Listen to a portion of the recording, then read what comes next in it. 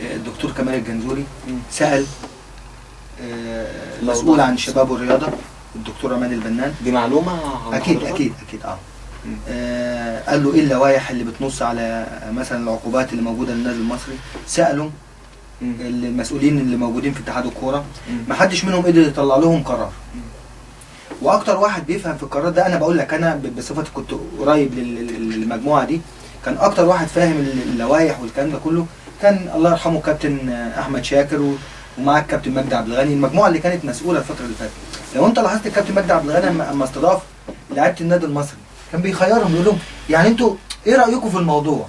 يسالك يقول لك طب انت متوقع ايه؟ ياخد توقعاتك، لان مفيش قرار، مفيش لائحه لا في الفيفا ولا في الاتحاد المصري تدي للنادي المصري عقوبه، لان النادي المصري غير مشترك في الموضوع. النادي المصري انتهى دوره بعد صفاره الحكم يا جماعه، وده اللي نبهت عليه وقلت يا جماعه ان الراجل لعيب دولي وعارف اللوائح وعارف النظام والسيستم ازاي، وقلت لك ان عقوبه نادي الزمالك في ماتش الافريقي اخطر من عقوبتنا احنا في ماتش المصري.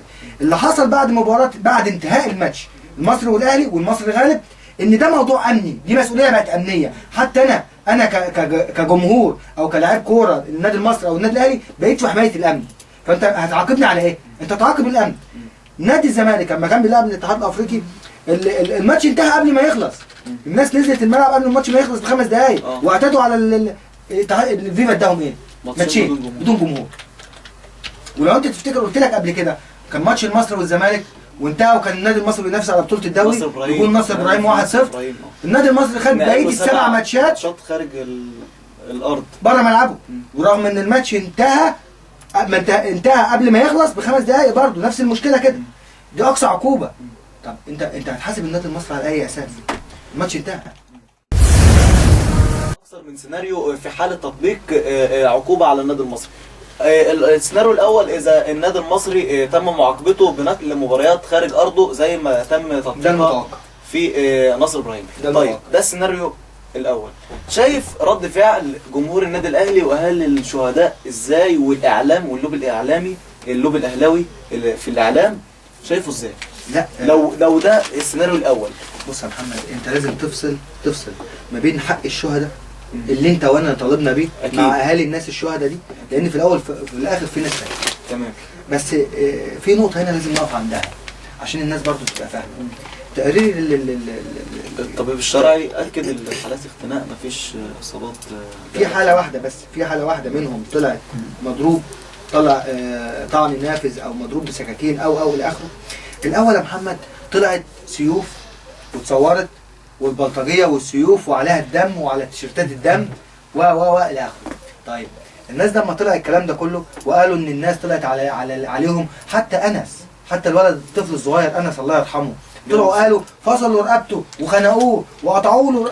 طلع والده والد انس قال ابني ما اتخبطش خبطه، ابني مات نتيجه اختناق. وعملوا رابطه اهالي الشهداء عشان ما حدش تاجر. الله ينور عليك. ومن امتى النادي الاهلي كان بيلم الناس؟ مش ده موضوعي، مش انا اللي هتكلم عنه. اذا الكلام كله اللي طلع كان كلام كذب. حق اهل الشهداء مع مين؟ مع القضاء.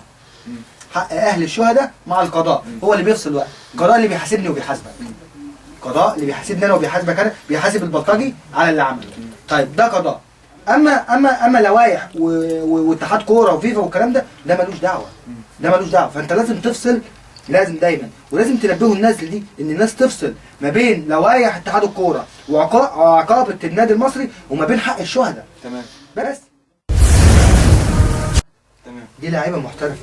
النادي المصري يقول لهم يمين شمال. ما هو يمين شمال. ليك عقود وليك هيلتزموا بالعقود. طيب ايه المشكله فيها؟ سواء بقى ممكن لو حد ما التزمش ده المصري هياخد حقه. على فكره احنا في سنه من السنين كنا بنلعب ماتشاتنا كلها في دمياط وما كناش بنعاقب. كانوا بيوضبوا في الاستاد، قعدنا حوالي 8 ماتشات نلعب في دمياط. والملعب كان وحش الاخر، كانت الناس بتشحطط ورانا في دمياط. تمام. مش دي النقطه. انت بتقول لي دلوقتي رد حضرتك في ما انت بتقول لي دلوقتي اللعيبه ممكن يحصل لها ايه اللي هيحصل للعيبه؟ ايه المشاكل؟ مشاكل مثلا من محافظات ثانيه؟ ولا انت قصدك مشاكل الاعتداء على اللعيبه، يعني محاوله لا اعتقد لا يعني لان في ناس اخذوا الموضوع بشكل بس هقول لك على حاجه. الموقف اللي حصل ده رجع تركيز الناس وترتيبهم لاوضاعهم وللماتشات موضوع تاني خالص. الحدث اللي حصل ده لعله تجيب بنتيجه ثانيه للكره المصريه خالص. ما هو ده اللي بنتكلم فيه يا تاني. كابتن، المفروض نستغل ده في كده يا كابتن، لكن اللي بيحصل في الاعلام واللي بيحصل من المسؤولين للاسف يا كابتن بيزود الاحتقان، مش بيعالج. انت في اي احنا ما عندناش اداره الازمه يا كابتن. يا حبيبي انت في اي موضوع بيحصل بتحل الازمه وبتسيبها وما بتعملهاش. ما هي دي المشكله وده اللي الواحد متخوف منه، انت في مصر بسبب ان احنا كده. ما عندناش اداره الازمه. ما انت في مصر كله للاسف بنفاقم الازمه. انت كل حاجه في مصر كده ماشيه. هتعمل ايه؟ هتعمل ايه بقى؟ ده العمل عمل ربنا. في برضو كومنتات وصلت لنا وبنقول للناس يعني مستنيين برضو مزيد من الكومنتات بتاعتكم في محور حديثنا عن احداث بورسعيد والنادي المصري من العقوبات مع الكابتن ابراهيم المصري، عشان بنقول احنا البورسعيديه من خلال برنامجنا، وبنعرف الناس كلها مين هم البورسعيديه ومين يعني الرموز ومين الكوادر اللي موجوده في بورسعيد، وابلغ ردود من خلال برنامجنا احنا البورسعيديه على راديو وسيط اف ام. ومعانا كابتن ابراهيم المصري. يمكن مبعوت لنا يعني كومنت كده من محمد بورسي بيقول، بعت للكابتن ابراهيم بيقول له كابتن ابراهيم يا ريت تكلمنا عن فضيحه عبد الحميد رضوان ومشير حنفي، فاكرها؟ ده موضوع كبير ده. يعني كده. بص ابو حميد رضوان، ابو حميد رضوان اللي ما يعرفوش الناس ان هو كان يعني صول مخلة في الاتحاد الرياضي عندنا.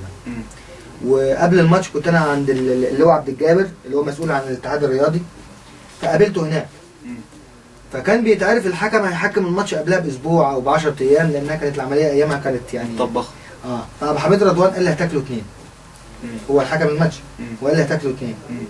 فطبعا يعني شهدت اللي هو عبد الجابر عليه وبتاع، وقال له عيب والمفروض ما تقولش الكلام ده، انت راجل حكم محايد نزلنا الملعب. انا اصلا واحد بيقول لك كده، فانت هتنزل الملعب تعمل له ايه بعد كده؟ اثناء الماتش اتضربت من مشير حنفي كذا مره، حتى ما هنش عليه. انا ممكن اعيد للناس الماتش تاني واتفرجوا على الضرب اللي انا خدته في الماتش ده، وما اداش حتى لمشير حنفي انذار. وتخيل ان انا اول زقه انا زقيت مشير حنفي والله ما ضربته. واجيب لك الشريط انا حتى ما جيتش في التحقيق، وريت اللي هو نايف، لان انا كان طالع قرار بشطبي.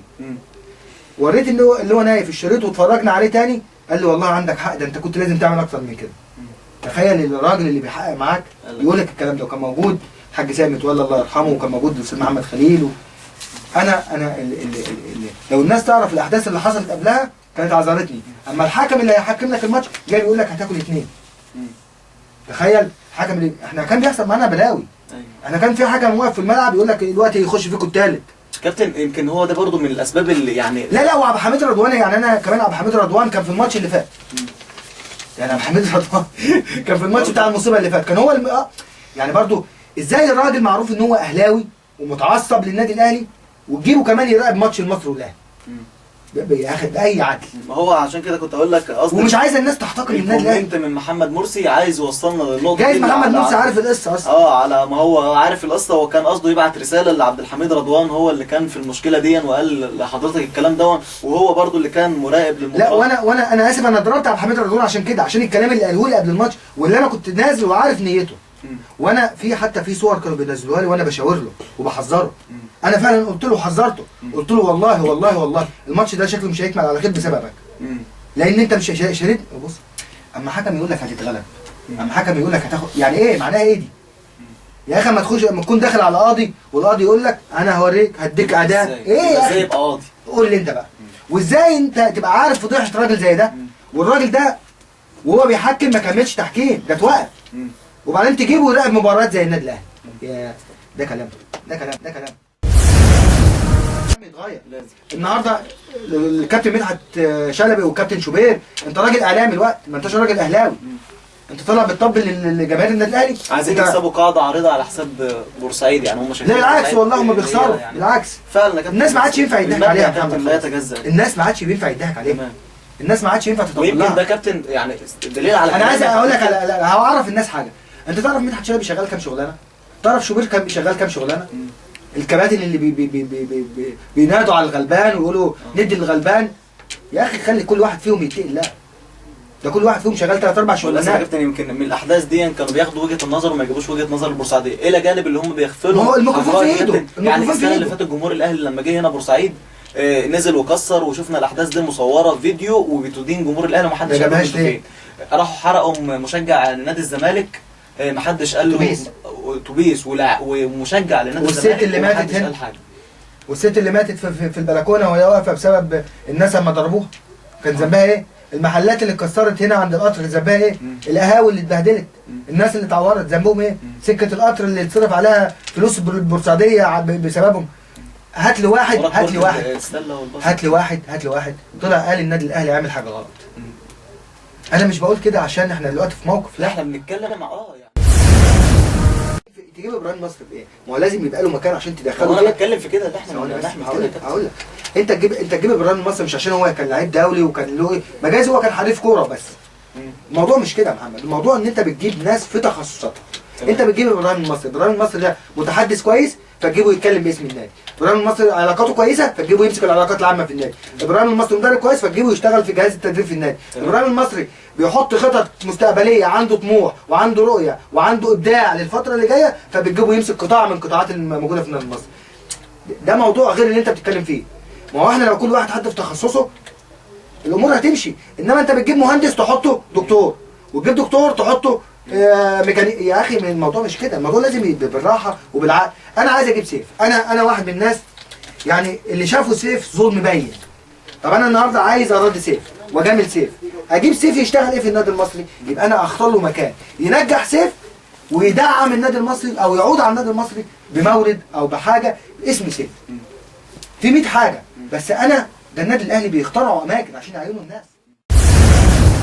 انا النهارده عارف الصح اللي النادي بتاعي يمشي عليه ايه، ومفيش حد عايز يستجيب. يا اخي ده انا قعدت حوالي سنه عامل مشروع دراسه جدول تنميه موارد النادي. دخلنا في اول سنه هندخل موارد للنادي 2 مليون ونص، غير في 60 مدرب هيشتغل. هل ده يزعل حد؟ بالله عليك هل ده يزعل حد؟ ده المفروض بورقه وقلم. طيب ليه يرفضوا حاجه زي دي؟ ما هو للاسف يا كابتن، وبعدين لا انت مستفيد ولا انت هتتربح منه ولا انت ليك فايده فيه، ده هو حاجه لمستقبل النادي والمستقبل ولادنا. ناخد التليفون اللي معانا دكتور محمد فاروق رئيس تحرير البرامج الرياضيه في راديو وسيط اف ام والاعلام البورسعيدي اللي كلنا بنفتخر بيه وبنفتخر ان احنا من احد تلامذته. دكتور محمد فاروق اهلا بيك معانا على راديو وسيط اف ام وبرنامج احنا البورسعيديه مع الكابتن ابراهيم المصري. اهلا بيك كابتن محمد، اهلا بالمجاهد كابتن ابراهيم المصري. اهلا يا دكتور. يعني انا ازيك كابتن ابراهيم؟ ربنا يخليك يا دكتور. يعني بامانه تحيه ليك يا كابتن محمد على اختيارك لاسم البرنامج. اولا احنا البورسعيديه بس، لان بصراحه الاسم نفسه يعني اسم فارح علينا يعني. وعايز اقول حاجه يا كابتن محمد، يعني ايه حد يقولوا بالضربات النافعه زي ما بيقولوا. الازمه اللي احنا شفناها في الفتره اللي فاتت دي وان النادي المصري عاشها، اعتقد ان هي بتخلينا دايما نتمسك ان لازم يكون في لعيبه بورسعيديه يكونوا في النادي ويكونوا في المناصب الاداريه ويكونوا في كل مكان في النادي يعني. تمام. لان احنا الدفاع اللي بيدافع بيه ابراهيم المصري وسيف داوود وكريم ذكري ومحمد ذكري واحمد الشناوي وولاد البلد هم اللي حاسين بمعنى كلمه جمهور النادي المصري ومعنى كلمه بورسعيد، وهم الناس اللي بيتاثروا اكثر بمعنى يعني ايه النادي المصري يعني بورسعيد. ممكن اللعيب الثاني مع احترامي اللي فيه لعيبه من بره بورسعيد كتير، ابراهيم ايهاب المصري وغيره يعني اللعيبه، بس برضه احساسه بالبلد عمره ما هيبقى زي احساس البورسعيدي. فعشان كده يعني انا نفسي مجلس اداره النادي المصري يبدا يسوق بقى في الفتره اللي جايه ويبدا يحط سياسه واضحه ان انا اسكن ولاد النادي في الاماكن اللي يستحقوها. اسكن اللعيبه. انا والله لو لعيب بورسعيدي بنسبه 50% وهيأدي بالروح هيوصل لل 100%. الحلقه اللي كان بيتكلم بيها كابتن ابراهيم دلوقتي والحلقه اللي بيتكلم بيها كابتن سيف والحلقه اللي بيتكلم بيها كابتن كريم ومحمد ذكري والناس دي كلها بتخلي الواحد يحس فعلا يعني ايه كلمه واحد بورسعيدي. ايوه كابتن دكتور محمد، يعني رغم اللي هم بيتعرضوا له، يعني كابتن ابراهيم المصري شوف بيقول لك قدم ايه وعمل ايه وهو ورغم التاريخ الكبير ومحدش قدم يد العون ليه وقال له تعالى، ومع ذلك شوف غيرته ازاي على بورسعيد وعلى النادي المصري. اعتقد ده لو في اي نادي تاني هيقول لك يا عم يخبطوا دماغهم في الحيطه، هم عملوا له ايه؟ عارف يا دكتور المشروع اللي انا كلمت عليه الاستاذ بدر فرغلي ده، والله العظيم انا سمعته بس سمعت ان في ناس اعضاء مجلس الشعب عملوه في مكان معين، فوالله قلت طب ليه ما يتعملش في بورسعيد؟ هقول لك على حاجه ثانيه. اصحابي هادي خشبه ووليد صلاح كانوا معمول سياسه ليهم في النادي الاهلي اماكن مخصصه ليهم، والله اتسمت عشانهم. يعني انت تعرف اما اجي اقول ايه؟ بدون قطع كلام حضرتك، اتفضل. النادي الاهلي الوقت بيقول لك في عضو مجلس اداره في مكان، عضو مجلس اداره في المجلس بتاع 2014 محجوز لمحمد ابو تريكه. تمام. انت فاهم التفكير ده؟ يعني هو بيفكر لكمان سنتين، بيقولوا ان احنا كمان سنتين. ما هو ده الفرق يا دكتور، ده الفرق. النادي الاهلي بيبص للمستقبل، النادي الاهلي ايه، واحنا هنا عندنا في بورسعيد. طب هندفن ابراهيم المصري فين؟ لا، وعشان كده ما انا بقول عشان كده الولاء بتاع الاعلاميين كلهم بيستفيدوا، الاعلاميين اللي بيستفيدوا من النادي الاهلي واللي النادي الاهلي بيشكلهم فيه، وهو ده اللي بيخلي واحد زي شادي محمد بيطلع يهاجمك 2 مرات. ليه؟ لان هو حاطط عينه على النادي الاهلي، متعين في النادي الاهلي سواء بقى مدرب او مدرب عام او مدير اداري او اي منصب من المناصب دي، هو اعلامي. فيقول لك ايه؟ اهاجم النص مش مشكله، مقصد نص مليون بورسعيدي، بدايه نص مليون بورسعيدي، وافضل انا محتفظ بمكانتي لدى جماهير النادي الاهلي. بس دي برضه يا دكتور محمد شطاره من اداره النادي الاهلي اللي هي بتقدر تصنع كوادر. يعني بنشوف مثلا زي ما حضرتك بتتكلم شادي محمد، بنشوف طارق السعيد بيروح يلعب سنه في النادي الاهلي ويبقى ابن من النادي الاهلي. علشان كده بنشوف لما نيجي يحصل مداخلات من ناس ما بنسمعش عنهم، مع احترامنا للناس جميعا، ولكن يقول لك ايه نجم النادي الاهلي السابق، واحنا ما نعرفش اصلا هو لعب امتى ده ولا كان. لا انا عايز اقول لك حاجه يا دكتور بعد اذنك. دكتور بعد اذنك. امكانيات يا محمد، بعد اذنك يا كابتن ابراهيم، انا عايز اقول لك هو بيستغل امكانيات يا كابتن محمد، يعني بيستغل امكانيات وكاله كبيره زي وكاله الاهرام للاعلام. يعني انت فاهم الفكره دي ازاي؟ وكاله الاهرام للاعلام يا كابتن محمد بتدفع للنادي الاهلي في الموسم لقناه الاهلي لاستغلال حقوق قناه الاهلي والاعلام في قناه الاهلي بتدفع 35 مليون جنيه في الموسم، بينما قناه الاهلي خسرانه في موسمين 65 مليون جنيه. فبأي حال من الاحوال ان انت بتخسر 65 مليون جنيه. طب اقول لك على معلومه يا دكتور، اقول لك على معلومه. انت تعرف ان كان معظم قطاع الناشئين في النادي الاهلي بيتعينوا في وكاله الاهرام؟ ما احنا عارفين الكلام ده. لا هقول لك على معلومه. انا كان في الجيل بتاعي وليد صلاح وموفق الباشا والمجموعه دي كلها، كان بيطلع ناس منهم بيجي لهم التعيينات، يروحوا بس يحضروا كده في مؤسسه الاهرام تعيينات، وبعد كده الجيل اللي بعده واللي يلاقي شغلانه ثانيه يسيبها لواحد ثاني. لان بص يا دكتور، ده زي ما تقول ايه، ضلع من ضلوع النادي الاهلي. تمام. وانا قلت في حاجات هتكلم فيها بس مش دلوقتي. في حاجات هتكلم فيها على مؤسسه الاهرام بس مش دلوقتي وبالورق. احنا عايزين حضرتك نستغل علاقه حضرتك كابتن ابراهيم بهاني خشبه وبالاعلاميين اللي هم زي وليد صلاح الدين، الناس اللي هم جيل حضرتك دول اللي هم اللي شغالين في القنوات. اما الكابتن ابراهيم المصري يطلع معاهم في البرامج بتاعتهم، الكابتن ابراهيم المصري قيمه كبيره مش عند جماهير بورسعيد بس، وعند جماهير مصر كلها. وعنده من اللغه ما يرد به عن بورسعيد، وعنده من الحنكه ما يرد به عن بورسعيد، وعنده من الغيره اللي يرد به عن بورسعيد. يعني عندك حاجات كتيره كابتن ابراهيم وجهه اعلاميه مهضوم حقها في بورسعيد بس مش مهضوم حقها في مصر. لان انا يمكن قريب كلمتك وقلت لك كابتن ابراهيم الناس جايه من مصر عايزين يسجلوا مع كابتن ابراهيم المصري، يعني بيقول لهم عايزين تمام. قدامك. وايه اللي حصل يا دكتور؟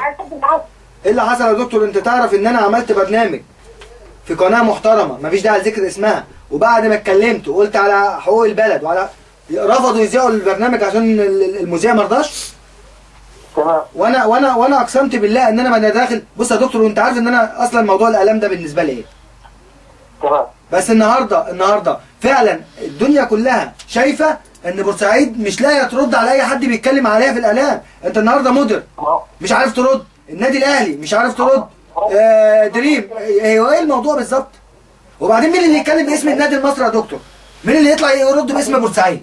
هل انا ولا واحد مسؤول من النادي؟ المفروض مسؤول من النادي، او النادي يفوض يقول احنا بنفوض ابراهيم المصري للرد، وهو المتحدث الرسمي باسم النادي. يبقى انا اطلع ارد، يبقى انا ساعتها من حق اكلم دريم، من حق اكلم مدير، ده من حقي غصب عنهم.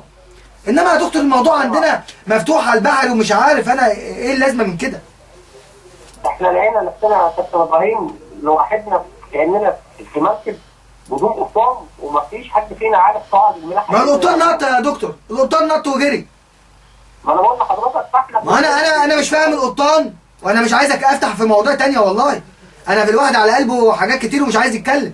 انا عايز اعرف القبطان نط ليه في توقيت زي ده؟